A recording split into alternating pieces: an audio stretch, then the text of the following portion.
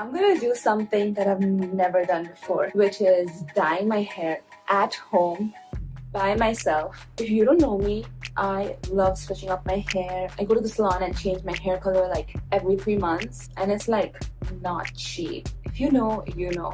I've been going lighter and lighter like every 3 months for the past couple of years until I totally fried my hair to level 10 like 2 months ago. Yeah, it's been 2 months, and well, it's just starting to look stale and boring now. I understand. I really understand that for some people it's getting way too expensive and the prices are going up.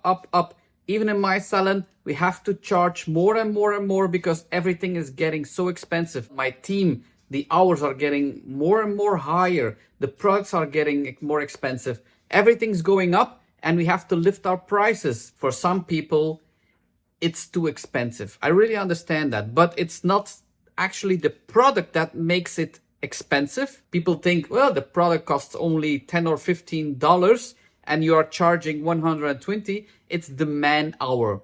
That is the thing that is most pricey. It's just the fact. Let's try it at home for once. Going to the salon so much has basically taught me a few stuff. I've been observing how they do my hair, so I feel like this won't go that bad, you know? So you watched some people who are doing hair and you are capable of doing your own hair. Okay. I have watched some people building a house, but I'm not capable of building a house. Let me tell you that. I don't want to live in a house that I'm building myself. Will not be safe. Especially because I'm going to be using this highlight cap, and I've been watching like a lot of videos. I haven't seen a single bad one. I haven't seen anyone unhappy with the result. Oh, I have seen bad ones with this cap. You can have a lot of things. The color can press through, but this is low light. Normally it should go better because if it's pressing through the cap, then you have a spot, an orange yellow spot. So low lights would be better. But there are other problems with low lights.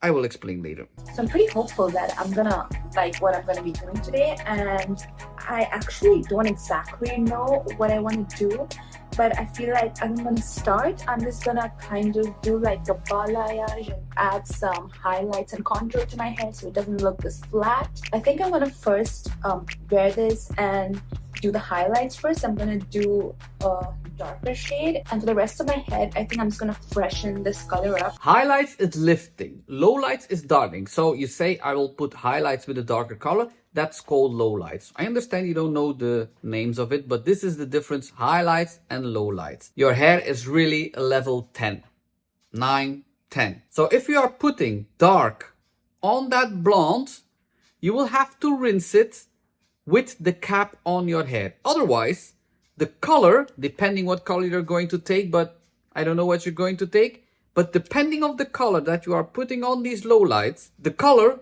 can go on the blonde, and you wash it off very quickly. That hair is so porous, it can absorb all the pigments, and the rest of the hair can have a little tone. And if it's a darker tone, it can become very dull. I think I also kind of want to like drag down my dark roots a little more so it looks more natural and like an ombre. Now she's talking about an ombre. Thing that I'm going to be using today. First of all, of course, it's the highlight cap, and I got this hook thingy with this. Of course, I got like a developer, and I'm going to be using two colors today. One is a dark ash blonde and one is light ash blonde. That's what I was saying. If you are going to use an ash color on that blonde, it will not be pretty. And if you are rinse it out, if you take the cap off and you're rinsing the ash blonde or ash light brown all over that blonde, it comes very dull. I'm just doing a quick middle part because I want to keep a middle part when I do this, because this is where I feel like my color looks too yellowish. Now let's put this thing on. That's really nice and snug. But the thing is on, I guess the first step would be to pull out strands of hair from these holes. And you have to press diagonally, so not straight on your head. Really putting your needle flat. Otherwise, you will press with the needle on your skin and it hurts. So if you put it in a diagonal line angle, then you don't have to press on your scalp. But please be careful that you don't rip the cap too wide open. Otherwise, the color will go through your cap onto your hair that you don't want to color. How do I get thicker strands out? I feel like I want thick strands. Hey, you watched some hairdressers at work, so we didn't see how they did it? This feels like it's gonna be a really tedious job. I feel like if I do this like 2 or 3 times, I'm getting like more strands out. Yes, but you are ripping the hole wider and wider. It takes training to do that. That's because we are learning every day. I'm gonna do this off camera because I think it's gonna take me at least an hour to do my whole hair. I'm gonna get help so that it's faster. Okay guys, I got help to get all the hair strands out. That was like the most boring thing ever. Just gonna like brush everything out. So this is the dark ash blonde. And I'm just like, ugh, that's strong. That's the ammonia, so it's color with ammonia. If it's possible, maybe it's better to color without ammonia. It's better for your skin. But hey, here you're not coloring your skin, your scalp, so it's okay. But mainly, it's the best thing to get a color without the ammonia. I'm gonna mix that with the developer in a 1:1 ratio. I don't know why it doesn't look that dark. Like, it's supposed to look like this. I don't even know. But it's just dark blonde. It's not going dark in the bowl. It's changing while it's processing on your hair. I thought it would be a lot darker than this. I don't know what this is gonna turn out like. Now I'm starting to get scared. It's not looking very handy how you color. Don't go with too much color on the cap, please. I'm just gonna use my hands because the brush is kind of making me uncomfortable. More color. More color. There's like no color on your hair. Saturation is very important. Otherwise, there will be pieces that has no color. No. Don't take your cap off. Don't take your cap off. Rinse it out with the cap so the color is not going over your blonde. It will not be a very pretty color. Look, and the struggle is very real if you are taking the cap out of your... Oh, don't go with your hands through your hair. You are doing such a work for pulling all these strings, all these streaks out of your cap. That's because you don't want the lowlights, the color of the lowlights, go over your blonde color. You understand that? That's why you're taking these sections out of this cap. The first mistake is that you take the cap off. First of all, it's very difficult to do that with the color on your hair. It's better to rinse it, put conditioner on top of it, and then it slides right off your hair. But you don't only take the cap off your hair, you go with your hands through your color. The lowlights and the blonde are going all in between. Your hair will be darker and dull. What are you doing now? What are you doing now? Whoa, wait. You had 2 colors. You said you used that dark ash blonde on the lowlights. So now you are using the light ash brown on the rest of your hair. You will not have lowlights in your blonde. You are coloring your blonde completely now. See, you're coloring the complete hair now. The complete head.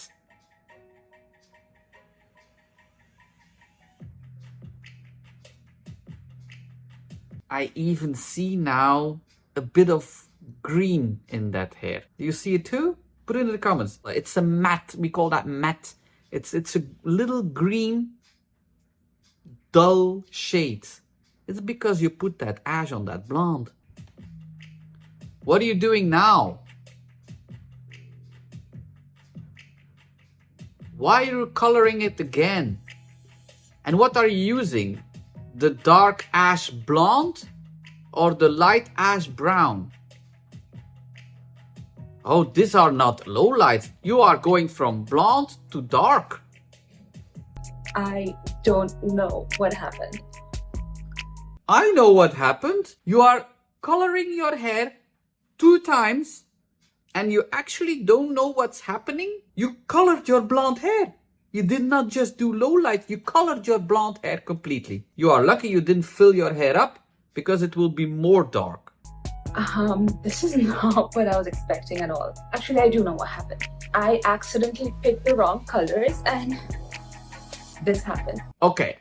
You picked the wrong color in terms of ash. But let me tell you, I like this little bit darker blonde, light brown, better than that blonde you had. Put it in the comments if you agree with me. Okay, look, I just wanted to go like 1 or 2 shades darker, but I picked the wrong shade. Okay. If you just want to go 1 to 2 tones darker, you had a 10, level 10. Then you go with an 8. Dark blonde is 6. Light brown is 5. 5 tones darker than you had. That's not 2 shades. It's just because you colored the rest of your blonde hair dark that you have a too dark of color. You just had to stay with the low lights and didn't do anything about, or maybe just tone it, but not with brown. I picked dark blonde, okay? Like it said blonde. Who knew blonde could go this dark? Not me. I mean, this is supposed to be dark blonde. But dark blonde is much darker than you think. People see colors differently than we do. If people say in my salon, I want to go dark blonde, I will show them dark blonde. Let me show you what dark blonde is, and it will be darker than you expect. I have a color book. This is dark blonde. You see how dark that is? This is dark. I'm not joking. Look. Can you read it? Dark blonde. And you just did not take just dark blonde. You also took light brown, ash. And an ash color is always darker. This is an ash light brown. Look how dark that is. I would not put an ash on that color, but hey, ash light blonde. I think this will be more the color that you wanted. So you took 2 shades and on the length 3 shades darker than I would take. So we see colors. The colors that hairdressers have are different than the colors that you see. This is always, if you want to have a color and you go to the hair salon and you say, I want dark blonde, but I want to see the dark blonde, please check it. Because it will always be darker than you think. That you think it will be.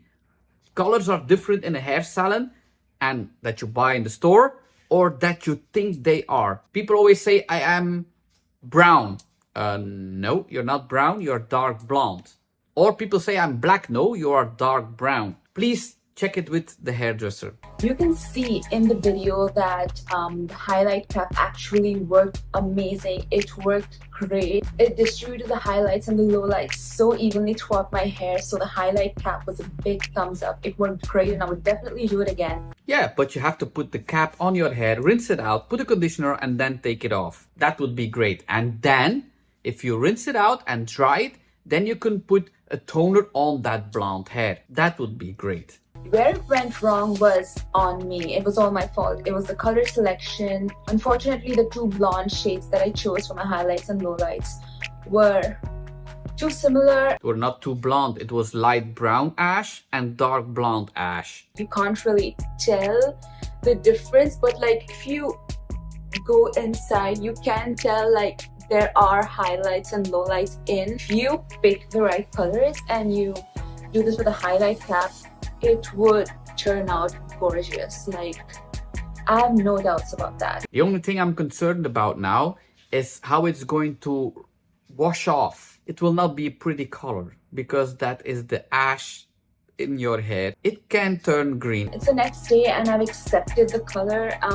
It's a pretty color and I feel like it's just a sign from the universe that I am just not meant to be a blonde. Tell me what you think about this color. This is, for me, way better for her skin tone. It's not completely hair fell.